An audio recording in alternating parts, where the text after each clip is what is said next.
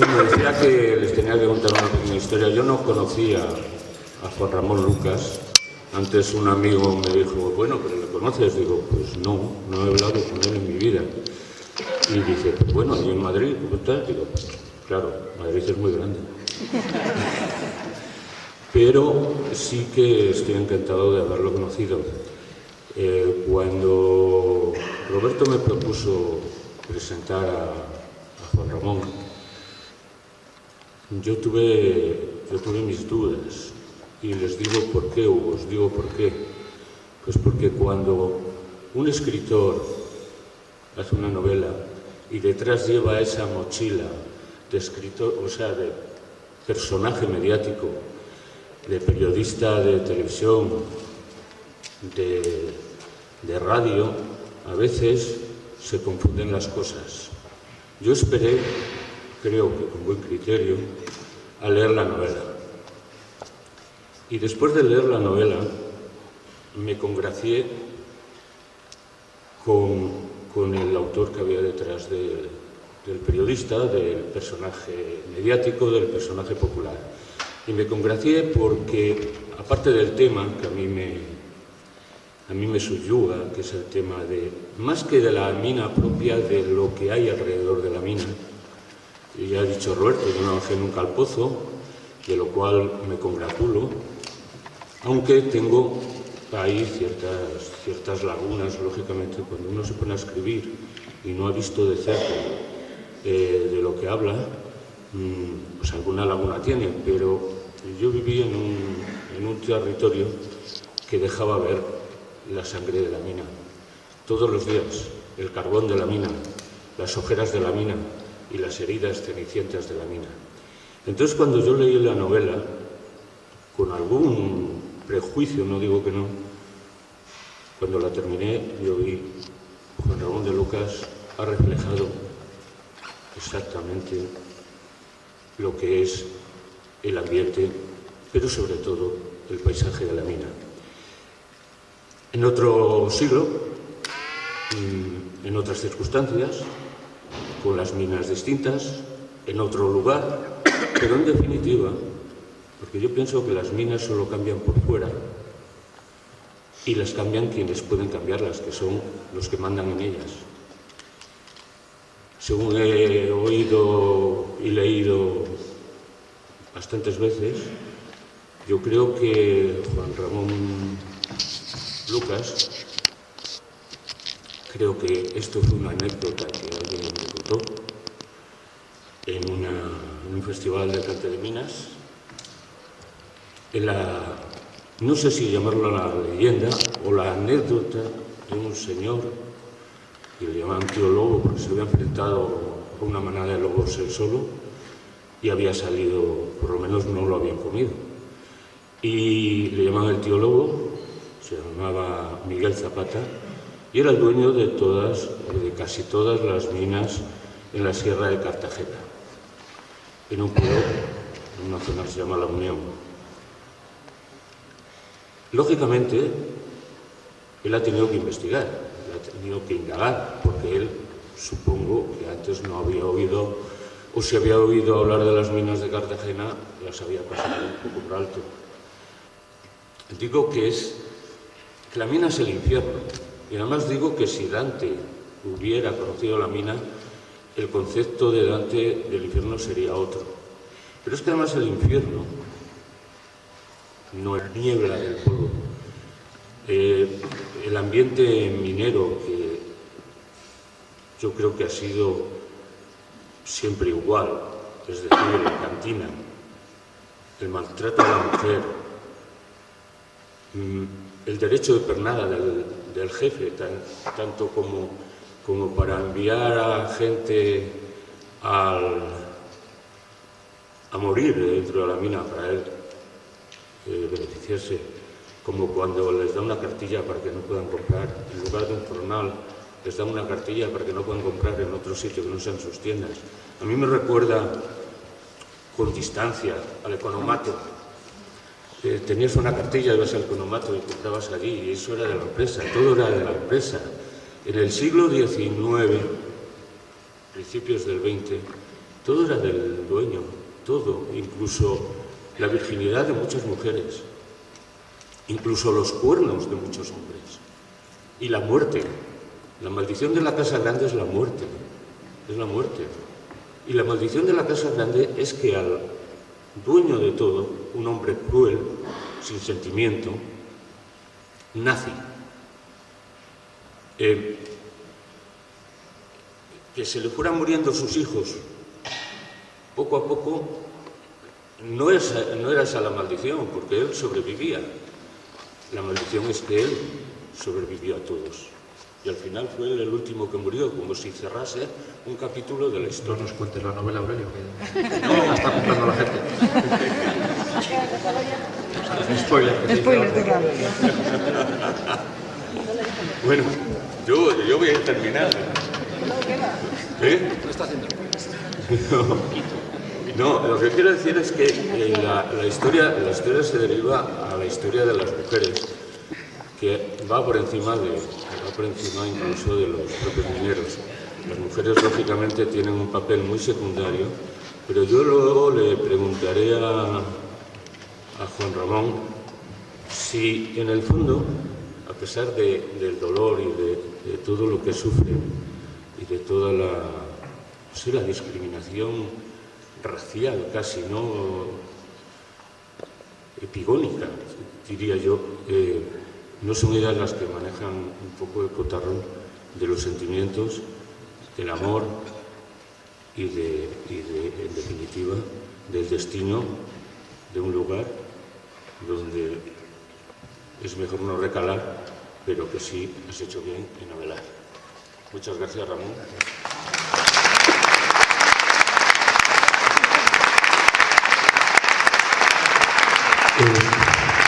Muchas gracias. Y muy gratificante también en muchos momentos.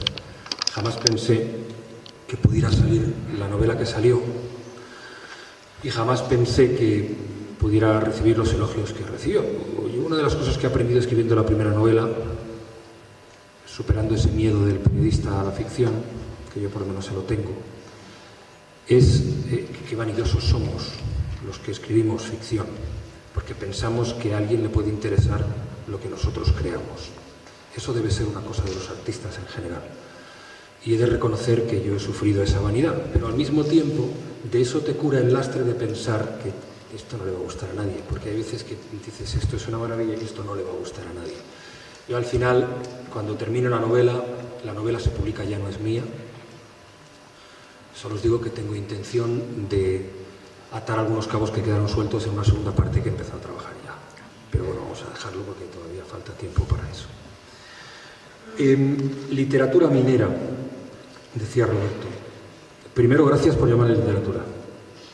Yo sigo, y vuelvo a decir que es mi manera de ver las cosas, supongo que soy escritor porque he escrito 3 libros, uno de ellos una novela, pero sigo siendo un periodista que escribe. Y todavía me da un poco de apuro hablar de literatura cuando hablo de La maldición de la Casa Grande. Pero seguramente lo es porque emociona, porque provoca, porque enseña, porque es el fruto de un proceso creativo. Están presentes en la novela porque los dos están presentes en la historia de Miguel Zapata. Y falta una, que es la de Ganadero.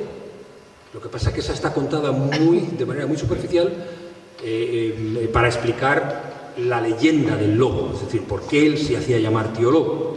Luego hay quien dice que es que era porque su familia les llamaban así desde antaño, pero él siempre trató de potenciar esa historia del enfrentamiento con los lobos cuando era un joven ganadero en San Javier. La maldición es la muerte.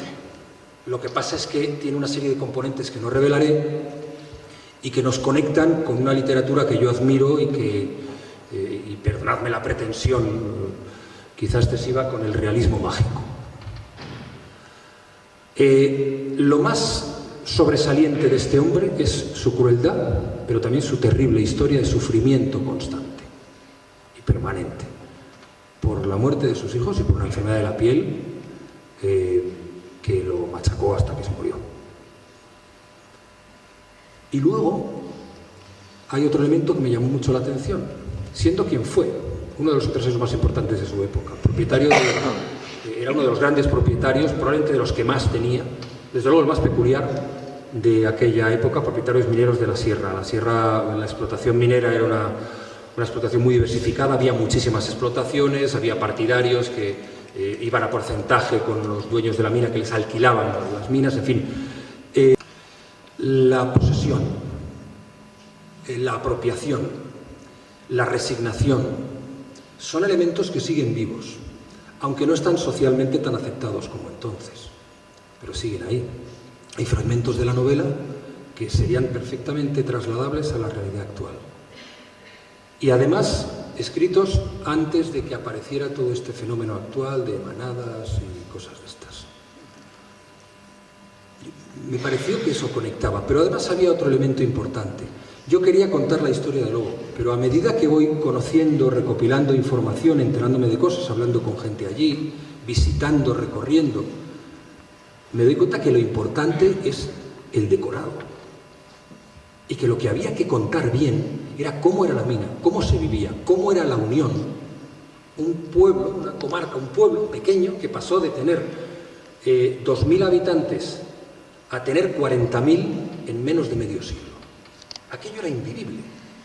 La contaminación, las calles en las que he tratado de describir, de irme a aquella época y describir hasta cómo olía, porque no es difícil imaginar cómo olía. Me ha impactado mucho el conocer la forma en que se trabajaba. Y entonces lo que he hecho al final ha sido construir una historia que he querido que sea de ficción, y ahora iré a algún detalle más, pero en la que era muy, muy importante lo que han apuntado Aurelio y Roberto, que hay una descripción precisa y rigurosa, porque he querido que así fuera, de cuál era aquella atmósfera, de cómo se trabajaba en la mina, de cómo, quién, en qué condiciones trabajaban en la mina, cómo se producía la explotación, cómo era la atmósfera y cómo vivían las mujeres. ¿Por qué una mujer? Tardé mucho tiempo en empezar a escribir la novela porque tenía muchísima información. Tenía muchísima información y no sabía cómo encauzarla, por dónde empezar, cómo cuento la historia de Lobo, qué cuento. Hasta que un día alguien, curioso porque Philip Roth decía que escribir es bajar a la mina, y escribir en cierta forma lo es, porque yo quiero contar que en aquella época, además de la miseria de la mina, estaba la miseria del cólera. La novela arranca en el verano de 1885, que es cuando durante 3 meses, por culpa del cólera, se cierra Cartagena. Y hay miles, decenas de miles de muertos. Entonces, se moría por peste, peste colérica, por el cólera, en Cartagena, y se moría en la mina, por las condiciones de trabajo. Y hay una muerte en vida, que es la de los mineros que quedan lisiados y no tienen ningún socorro, y hay una muerte en vida, que es la de las mujeres de los mineros, que, como decía antes, son la parte más baja de la escala social, porque además de ser pobres, además de sufrir hambre, además de sufrir la ansiedad de saber si sus maridos iban o no a regresar, sufrían su alcoholismo y sus abusos. Y si ellos morían, sufrían la marginación de la única posibilidad de sobrevivir, en la calle. De hecho, se cuenta también en la novela, hay un mito que se rompe y de momento ningún flamenco se ha roto la camisa, ni me ha tirado ninguna guitarra, ni ningún instrumento flamenco, ningún cajón. Hay uno de los grandes mitos del flamenco, que es el Rojo del Alpargatero, que era el propietario de uno de los cafés cantante más importantes de Cartagena primero y luego de la Unión. El café cantante era donde se cantaba el flamenco, que lo querían cerrar siempre los señoritos, porque el flamenco era una cosa de pobres y mineros. Y además se hablaba de lo mal que se pasaba en la mina y no les interesaba. Pero el Rojo, en esos cafés cantante, donde se cantaba flamenco y donde se bailaba de una manera muy rudimentaria, más parecida a la jota que al flamenco como lo conocemos hoy, se ejercía la prostitución. La mayoría de las bailadoras o bailarinas eran prostitutas. Y el Rojo del Alpargatero, el gran pope del flamenco en aquella zona, almeriense de nacimiento, Y uno de los mitos flamencos de la zona de la Unión, lugar flamenco como todos conocéis, era un proxeneta. Un proxeneta que se dedicaba a cantar flamenco y cantaba muy bien y que de hecho pues hizo grandes giras con su cuñada, que era fue una de las bailadoras más famosas a finales del siglo XIX en Estados Unidos, cantando flamenco, pero era un proxeneta. Entonces, las mujeres, y es donde iba, el recorrido que tenían era ese. Y era esa otra muerte. Hay mucha muerte, hay mucha miseria en la novela. Yo no quiero asustar, es un recorrido por una realidad que intento retratar como entendí que era. Y habla de la condición humana, porque sobre todo habla de la condición humana.